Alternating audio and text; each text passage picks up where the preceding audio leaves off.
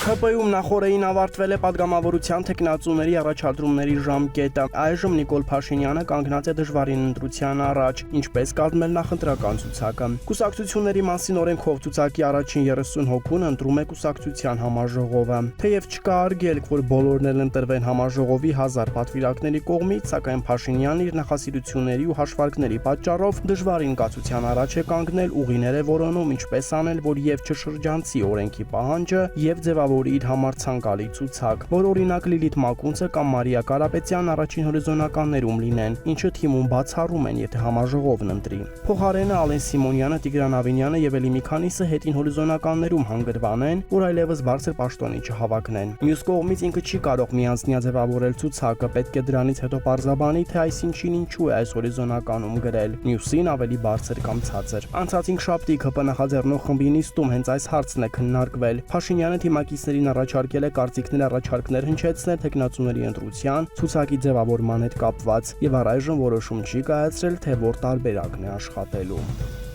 ԱՄՆ հայ արևմտյան թեմի առաջնորդ Հանիս Սրբոց Ղևոնդյանց եկեղեցում 3 կայացած պատարակի ժամանակ ըստ կարգի հիշատակվել է վեհափար Հայրապետի անունը։ Սա ուշագրավ է նրանով, որ թեմի առաջնորդ Տեր-Հովնան arczepiskopos Տերտերյանը 10 օգտադրուժ հոգևորականներից է, որոնք դուրս են եկել վեհափարի դեմ։ Սա նշանակում է, որ որոշ հոգևորականներ կամ պատանդ են Նիկոլ Փաշինյանի ձեռքում, իսկ նրա աչքից հեռու ընդունում են հայոց հովապետի առաջնորդությունը եւ ըստ կարգի պատարակներ անում կամ իրենց ենթակայությամբ գործող եկեղեցիներ ու քահանաներն այլևս ըմբոսներին չեն ենթարկվում։